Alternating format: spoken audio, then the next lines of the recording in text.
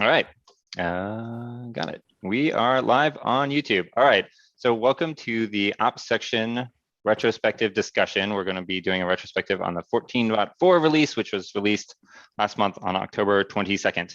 I am in the agenda doc, and our normal process would be first we would discuss items that were left over from the previous retrospective, then we would talk about discussion topics, and then we talk about improvements that we want to wrap up. Since this is our first section level retrospective, we are not going to have any leftover items from the previous retrospective, so we will jump straight to discussion items. And in our preparation, we always have an issue where we collect ideas for discussion items. There's only one submitted by Victor, and I chose another one. But if there are other discussion items that you all saw from the retrospective doc that you'd like to discuss, we'll have plenty of time, I imagine, to discuss them. So the first one was from Victor, who I don't, you're on the call, Victor. You look different today. Do you want to verbalize?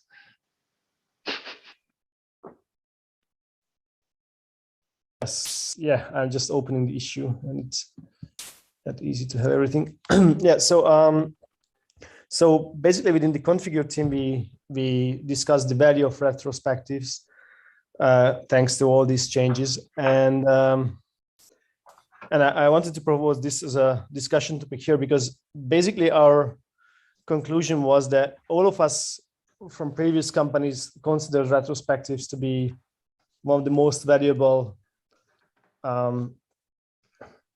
what was the word?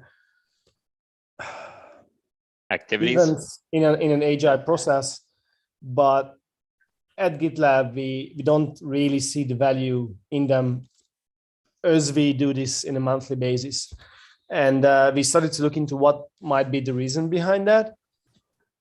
We don't have a final answer yet, but like we had even previously a weekly retro question in Slack that might have been good enough to people to write out their annoyances.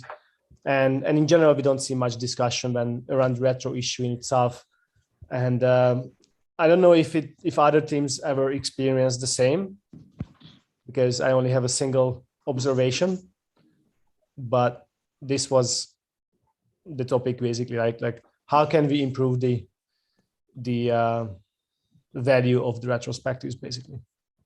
Yeah, and I had a follow-up comment, but I want to move it. We do have a place and a process for tracking improvements to the process of how we do retrospectives. But I think Victor's question and the question from the configure group is a little bit broader than that. So if you have, let's keep this discussion targeted at the value of the monthly release retrospectives that we're doing here that happened in each group, and then previously had been happening at an R&D wide and now are happening at the section wide level. And we can talk about process for improvement in a separate topic. So Dan, you had the first comment.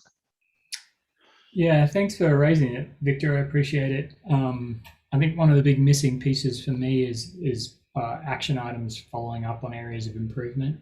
And maybe other teams are doing it. Maybe this is just my view of it. So I don't want to suggest that other people aren't taking action here. But I feel like where we have sort of the sort of thumbs down situation, which a lot of teams seem to use the emojis, which I think is fun, or the areas of improvement, having a follow-up issue or follow-up action or MR would be something that I would be thinking about. That's something I thought about previously as well.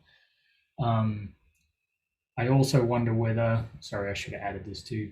I also wonder whether we should have, each team has weekly retrospectives or some scheduled retrospective where we talk within the team that's a bit more frequent, and whether there's action items coming out of those discussions as well. Thank you, Sam.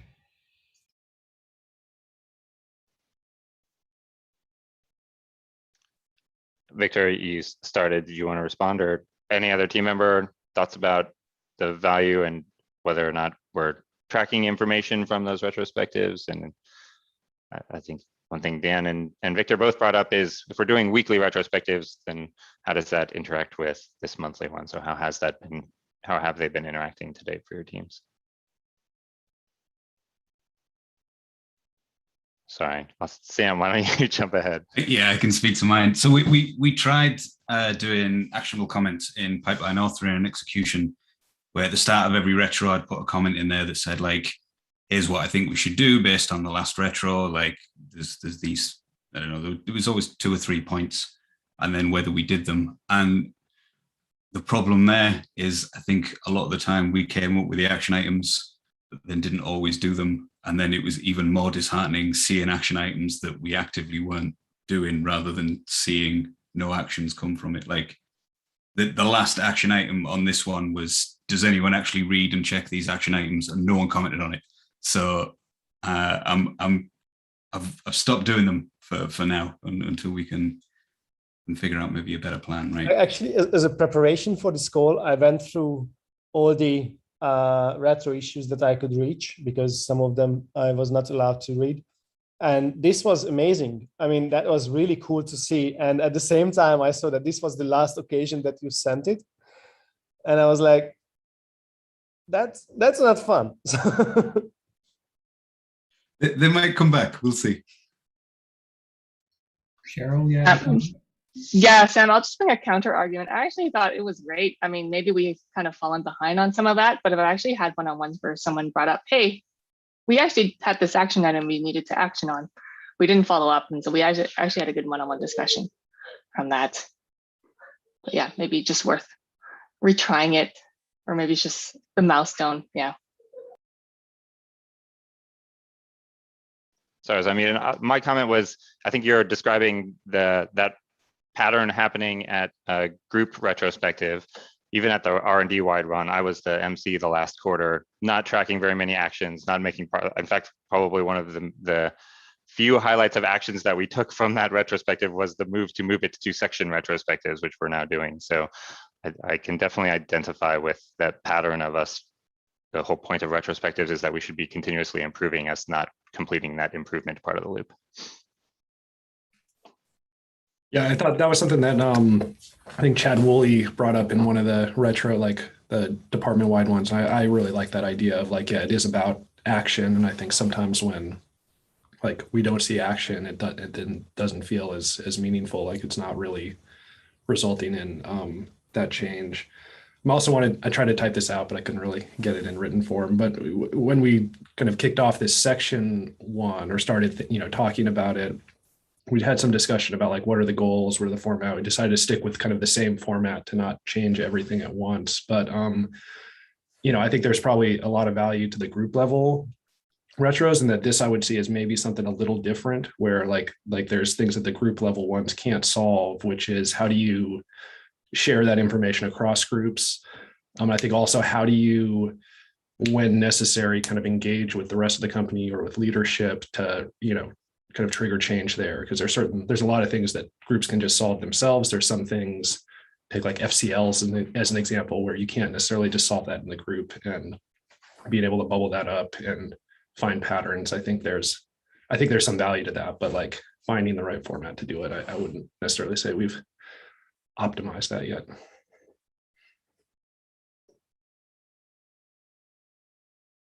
Yeah, comment, Victor. Yeah, it's like to me, it's even kind of novelty that you come to conclusions in retro, because what my experience was that it's similar to Sam's situation when you don't get responses to your summary of the previous actions. But in my case, it's like we don't get responses to anything. So it's like there isn't really much collaboration and going on in our retro issues, because we have many other ways to express ourselves as well. Yeah, so I think just to quickly on Sam's point, different Goldstein, sorry, a couple of Sams, I should be clear. There are different use cases here for each of these retrospectives, and I think some of what I was taking away from that, in answer to your question as well, Victor, is I think as an engineering manager, I'm looking at feedback from the team of what's not going well or where some pain points were, and it could be addressing those in the form of process, in the form of a follow-up item, in terms of addressing it in a team meeting. So that there can be action that's sort of a bit of a roll-up out of both of them. In the team level retrospective, generally one of the sort of approaches I would take is where someone is saying, hey, I have this issue and I'm not seeing any kind of like, here's what I want to do. My approach is more along the line of, oh, okay, well, what do you want to do about it? Like, do you think we need to take action on this? Do you see a concern here that is causing us not to be able to do whatever it is? So it's like a couple of as follow-up items. As a manager, I'm looking to help support the team find solutions, and where the team's like, I'm not really sure, then it's on me to do that. And how that turns into the previous R&D retrospectives, it's a little hard because they didn't map very well. And again, to Sam's point before, there's different sort of people contributing as first parties in a way at each of those levels. And so rolling that up in a way that makes sense, I think, can be difficult. So I think some conclusions can come out of those discussions right away. Oh, okay, what do we need to do to follow up? Oh, okay, I'll check it and create an issue, whatever. I'll stop talking now, but I think there's a little bit more complexity here and opportunities for us to actually look for solutions rather than just sort of read people's wins or losses, or sorry, I should use different terminology, but these comments and just be like, oh, that's interesting, right? I guess on Victor's comment, my past experience with retros, and I don't participate in group retros here at GitLab, but my past experience has always been that, whenever you look at how can we improve, the team spends most of the energy thinking about what is a small step we can do in the vein of trying to make that improvement. What's the next iteration? And so maybe if that's a part that's getting lost, you kind of asked, like, it doesn't feel like conclusions are the part of it. I think my past experience has been lots of room for discussion in what went well, what didn't go well, but what can we do to improve is where you get very focused on specific improvements that the team is going to track.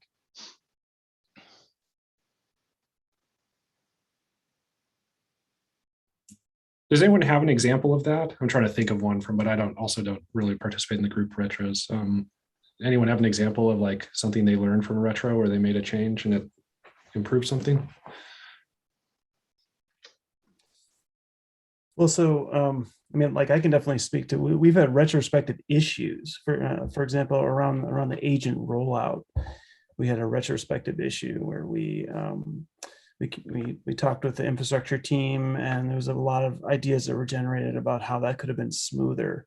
But that was in an issue. It wasn't necessarily in the monthly kind of issue. It was like a specific targeted conversation.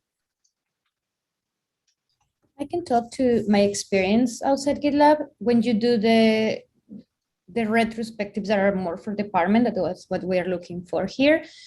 The majority of the way that you're going to get success is if you make clear since the beginning that the goal of this one, that is the broad retrospective, is about sharing the learnings that your team have that you would like to replicate, that you know that there is going to be really useful for other teams.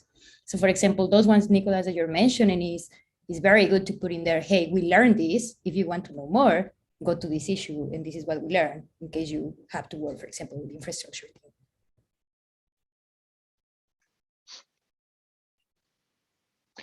Jackie, do you want to yeah, sounds good. So in pipeline execution, I would say back in like 14.2 or 3, we found out that front end kept getting blocked on several issues because the back end wasn't quite done yet. So we ended up changing our product prioritization process to split out front end and back end issues so that we can schedule the back end the milestone before. That way the front end already has the back end work done. But that was definitely reflected in the monthly pipeline execution retro, and then we made that change.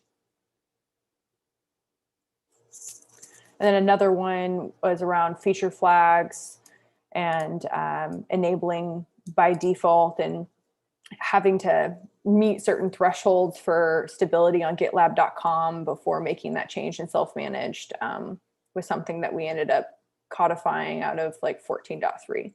But those are just a handful of learnings that that we ended up taking forward.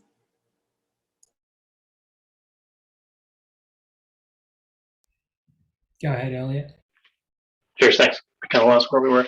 I think we've had a few, and they're usually fairly small things, right? Because we're trying to do these smaller iterations towards things. But the easiest example I can just skim through on our doc is just decoupling the ownership of deploy and release with the runner, so that, you know, there was some incident, I don't remember what it was, I think it was with uploading packages, and that just caused the person who was dealing with that so much extra lost time that we, you know, if we can divest a bit of that, then we don't derail one person too much. Or if there is an issue, it's not, you know, they don't also have this other task to do once even that's resolved.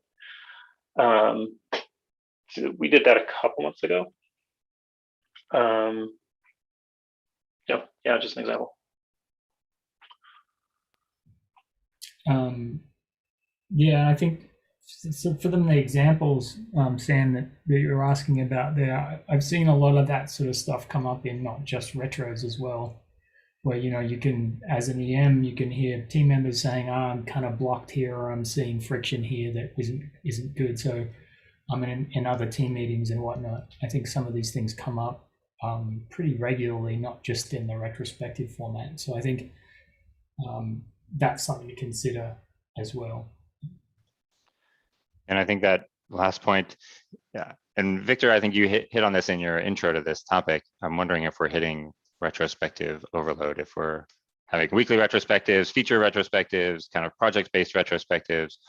Are we just not seeing the engagement or action from group and milestone, not because we're not improving all the time, but because it's that maybe that rate of iteration is too slow and it's already happening in other places? Anyone else have that experience? Or am I right in picking up that trend? Seems to be something I was noticing in the comments. So like one comment I want to make is that we typically have retrospective type conversations in our weekly meetings in Configure. So a topic will come up and we'll kind of talk about, you know, how we could have improved within the meeting itself. As well, during one-on-ones, I'm having retrospectives. And so what we're now trying to do with the monthly sort of milestone retrospective is kind of feed all of that data into there so that we can capture it there. And one way we've done that is through the like Geekbot. Now on Fridays, instead of capturing the information in the Geekbot, we just tell people to go to the monthly issue and add it there. Kind of as a way of condensing all the information in one place.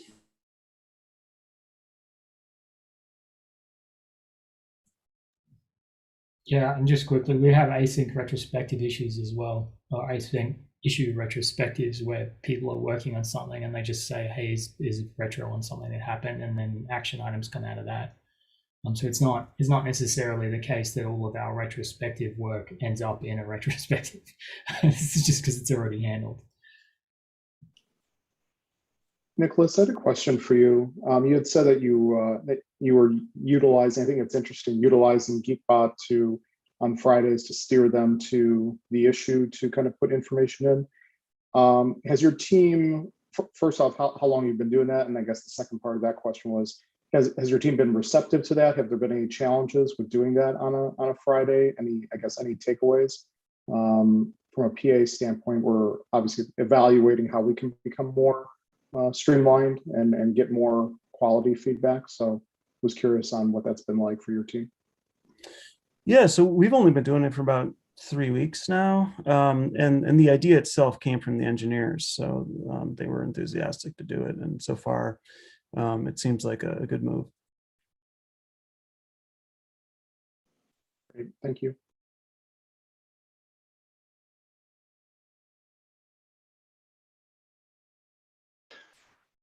Victor, you've had this last comment. You want to? I was actually thinking whether I want to remove it or not, because it was mostly answered in the previous comments on what the learnings are about. Okay.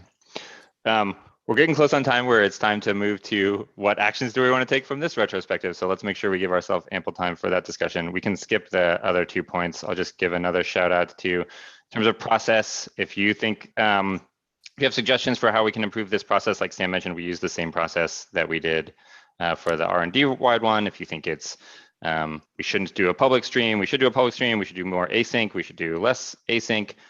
comment on that issue, we're open, and this is our process to own as the ops section, so we can take it in whatever direction we'd like.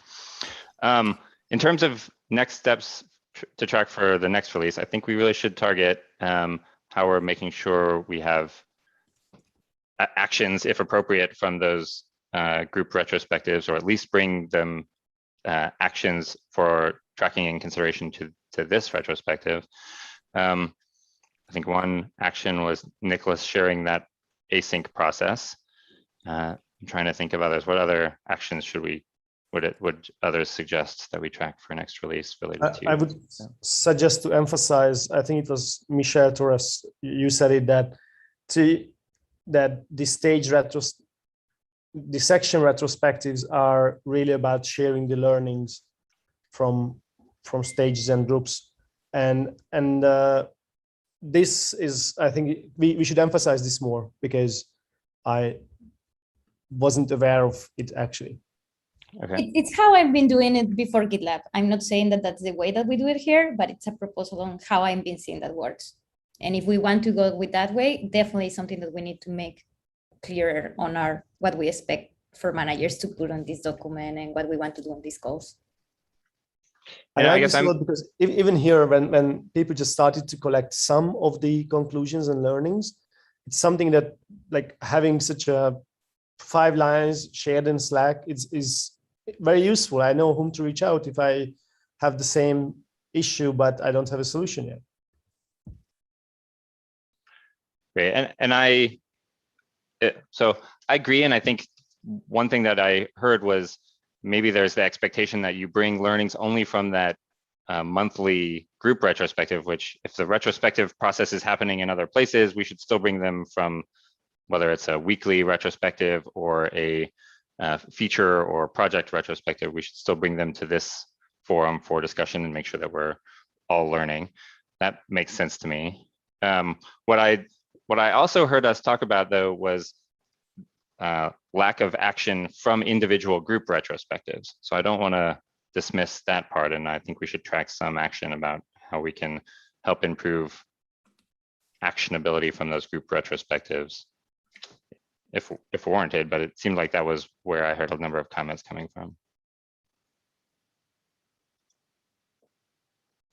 I think also if those feed into this retro, I mean, that provides a little bit more incentive also to be able to share learnings. But I think that, yeah, I'd kind of frame that as like, is clarifying the goal. Like, I don't think that we're all clear on like, what's the goal of this precisely. And I think Michelle's, suggestion was great, that that's a really useful, part of this time, or the pre-work, if you can't attend, that, we can share those learnings. There might be other goals too. Like, I'd say if, you hit something in the team where you can't solve it, potentially this is a forum also where you can bring that up, and there's other people that can help solve that, but I think just really being clear about what's the goal, and then what are we expecting in advance to make it useful will help. Thanks, Sam. Yeah, and I think what I've seen over the while I've been here is that sometimes you can kind of, because our teams are all different points in development, sometimes those learnings are kind of like, oh, that's interesting, and then you kind of move on, and then 3 months later you're like, we have this issue we're trying to solve, and it ends up being kind of the same thing. So how we sort of share learnings over time, I think, is important. I know I've seen that a bit, when we create a new team, there's the forming, storming, norming thing, or whatever it is. Just means some of those lessons aren't really useful until later for some people, and how would we track those?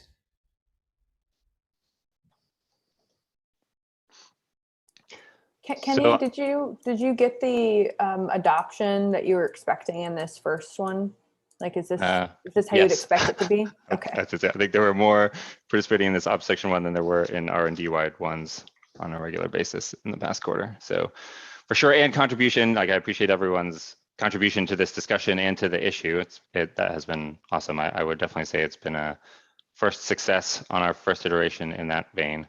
In terms of this action item, though, like, we're out of time, but I guess I will take the action to create an issue and solicit, like, we'll add a MR to the handbook in the ops section that says our intent of this process, what we expect to bring. And I like Dan's suggestion of, we can also start accumulating kind of like lessons learned and examples of us learning in that section to start highlighting why it's important to, and what might be good topics to bring to this section retrospective. Would anybody like to take an action about, I don't know, it feels like we still need another action about improving, it's meta, like improving action items from group retrospectives or improving the generation and follow-up, something kind of along what Sam was mentioning. Is anyone willing to take that, an action item related to that discussion? Sam Beckham, sorry, I didn't qualify. I just had the idea that if it's clear that the higher level goal is to have this learning surface, then it's a motivation for learnings to emerge in the lower level as well.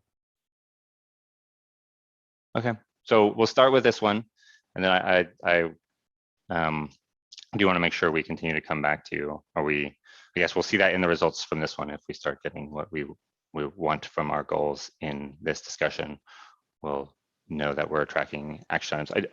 I guess I'll say it feels like we can highlight learnings, but still be in the pattern of not actually, of stating we'll do actions and then not actually following through on those actions. And that was the part that I wanted to make sure we followed up on.